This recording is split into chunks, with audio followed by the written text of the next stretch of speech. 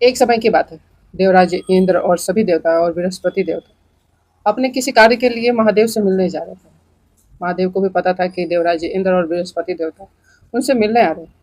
तो महादेव ने सोचा कि क्यों ना इनकी थोड़ी परीक्षा ली जाए। ये सोच के महादेव ने अपना एक रूप धारण किया, अवधूत रूप। वो रूप जो बहुत ही विशाल है, बहुत ही भयंकर है और जो पूरा निवस्त है। ऐसा रूप जिसको देख के हर कोई डर जाए। और कैलाश पर्वत के रास्ते में जाकर बैठ गए। देवराज इंद्र और बृहस्पति देवता अपनी ही धुन में महाकाल से मिलने चले जा रहे थे। उन्होंने रास्ते में देखा कि कोई संत, कोई अवधूत शरीरधारी पुरुष बैठा हुआ है रास्ते में। देवराज इंद्र ने कहा कि हे पुरुष, बताओ तुम यहाँ पे क्यों बैठे हो? तुम्हारा नाम क्या है? तुम्हारी पहचान क्या है? लेकिन महादेव उनके सब्र की परीक्षा लेना चाहते थे। महादेव इंद्र देवता के सब्र की परीक्षा लेना चाहते, इसलिए उन्होंने कुछ नहीं कहा। इंद्र देवता को बहुत गुस्सा आया। उन्होंने कहा कि मैं देवताओं के देवता इंद्र देवता हूँ।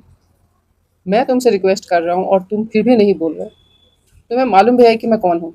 उस वक्त देवराज इंद्र के ऊपर कहीं ना कहीं अहंकार था। वो अहंकार में था।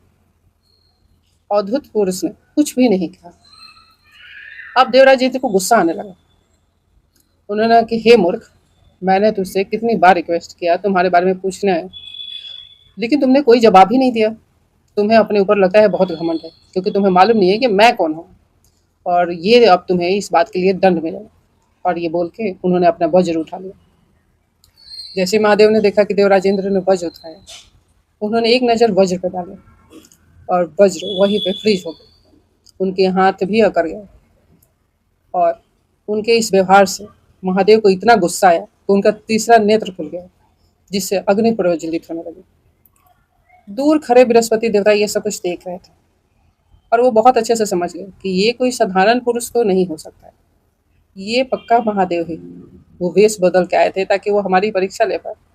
और देवराज इंद्र ने अहंकार में आकर बहुत सी गलतियां ऑलरेडी कर दी। अब उन्होंने बिना देरी किए महादेव के चरण में पड़ गए और इंद्र देवता को भी खींच के बैठा लिया और माफी मांगने लगे। महादेव से क्षमा मांगने लगे। महादेव तो वैसे भी बहुत ही दयालु हैं, उन्हें दया आ गई। उन्होंने कहा कि ठीक है, आप इतना रिक्वेस्ट करते हैं तो हम आपको माफ करते हैं, लेकिन ये जो मेरी आंखों से ज्वाला प्रज्वलित हुई है उसे कोई अब रोक नहीं पाएगा। और ये बोल के उन्होंने अपने हाथों से अपनी ज्वाला को लिया और समुद्र में फेंक दिया। और जैसे ही उनके आंखों से ज्वाला दूर हुई, उनका एक सुंदर सा रूप सामने आया। सिंधुपुत्री के नाम से इसे जानते हैं।